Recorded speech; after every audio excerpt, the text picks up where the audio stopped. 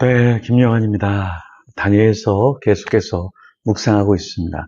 다니엘서 조금 어렵죠? 원래 묵시문학이 조금 어렵습니다.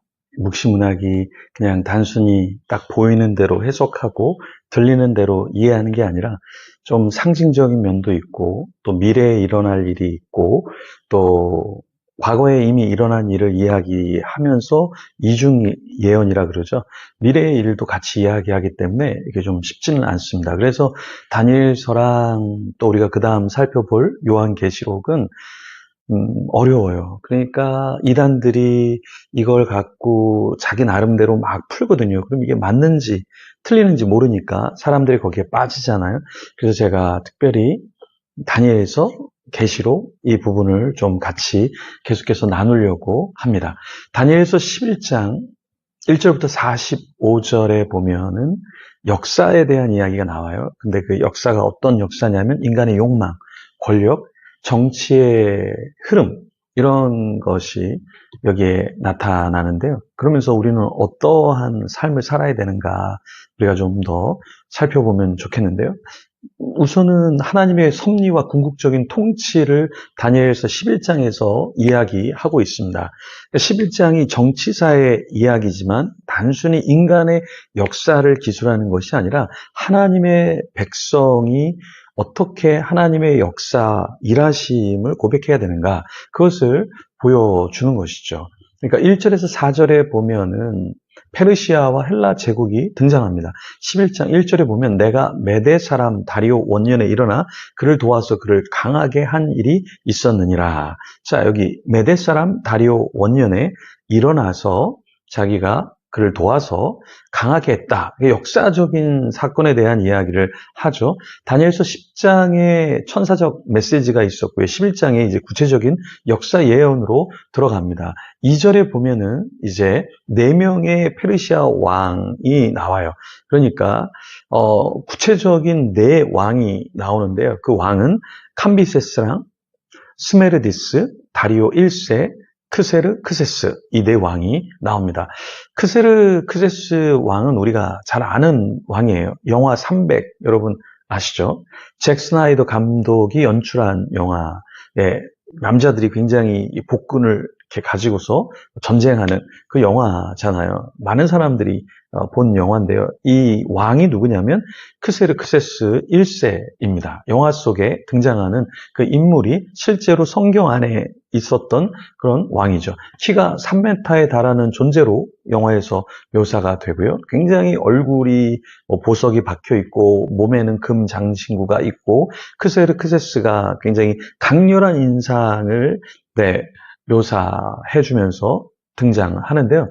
사실 실제 역사에서는 그렇지는 않습니다. 그러니까 크세르크세스 1세가 굉장히 제국의 왕으로서 위엄이 있었던 것은 사실이지만 기원전 486년부터 기원전 465년까지 제국을 통치하면서 사실 다리우스 1세 아들로서 승승장구만 했던 것은 아니에요. 사실 어려움도 좀 있었습니다. 그래서 영화에서처럼 오만한 독재자라기보다는 그냥 일반적인 왕이었다. 이렇게 봐도 좋을 겁니다. 크세르크세스는 기원전 465년에 궁중에 반란이 있었어요. 그래서 암살을 당하면서 생을 마감하게 되었습니다. 영화에서처럼 그렇게 위험 있고 대단한 왕이었다면 죽지 않았겠지만 반란에 의해서 죽게 되었다라는 겁니다. 그래서 역사적인 왕이 성경 안에 등장한다라는 걸 기억하시면 좋겠고요. 또 5절에서 20절에는 남방왕, 북방왕 충돌에 대한 이야기가 나오는데요. 이것은 남방왕은 누구를 말하는 거냐면 이집트의 프톨레마이오스라는 왕을 말하는 거고요. 근데 북방은 시리아의 셀리쿠스 왕조를 말하는 거예요. 그러니까 두 왕이 충돌하는 것을 말하는 거죠. 그래서 또 6절에 이제 결혼 동맹이 나오는데요. 프텔레마이오스 2세의 딸 베레니케와 안티오쿠스 2세의 정치 결합으로 볼 수 있습니다. 그러니까 이 모든 사건이 인간의 의도와 계산으로 이루어지는 것처럼 보이지만 성경은 그 뒤에 하나님의 계획이 역사를 주도하고 있다. 이것을 보여주고 있는 거죠. 특히 14절에 보면 폭력을 일으키는 자들이라는 말이 있는데요. 이스라엘 내부에서 세속 권력과 손잡고 정치적 이익을 꾀하려는 자들도 있었다라는 거예요. 하나님의 백성인데 시대의 권력과 타협하는 모습, 그것을 보여주고 있죠. 21절에서 35절에 보면 사악한 북방왕에 대해서 이야기를 합니다. 21절부터 등장하는 한 비천한 사람은 안티오쿠스 4세 에피파네스인데요. 에피파네스는 정통이 아닌 방식으로 권세를 잡았어요. 그래서 이스라엘을 강제로 헬레니즘화 하려고 했던 자입니다. 30절에 기띔의 배는 로마 제국의 전조로 해석할 수 있어요. 이로 인해서 에피파네스의 계획이 일부 좌절이 됩니다. 무슨 말이냐면 기띔의 배들이라는 건 히브리어로 기띔이라는 건 일반적으로 지중해 서쪽 지역을 말하는데요. 고대 문헌에서 로마 제국을 지칭하는 표현으로 발전되었어요. 그래서 여기서 로마의 함대, 정확히 로마 사절단의 개입을 의미합니다. 이 역사적 사건을 조금 더 조명해 보면 주전 168년에 안티오쿠스가 이집트를 다시 침공하려고 할 때 로마 사절 포필리우스 라에니스가 가로막습니다. 라이니스가 모래의 원을 그리면서 이런 말을 해요. 이 원을 나가기 전에 로마의 왕 명령을 따르겠다고 약속하라. 그렇지 않으면 죽여버리겠다라는 거죠. 그래서 안티오쿠스는 라에나스의 단호한 태도에 압도를 당해요. 결국 후퇴를 약속하고 이집트 침공을 철회했습니다. 그가 낙심하고 돌아가서 결국에 패배하게 되는 거죠. 로마의 압박으로 인해서 에피파네스의 이집트 재침공 계획이 좌절된 것입니다. 그래서 분노한 채 예루살렘으로 돌아와서 유대인들을 박해하게 되었던 거죠. 이게 역사적인 사실이 있고 그 사실이 성경에 기록되어 있다라는 거예요.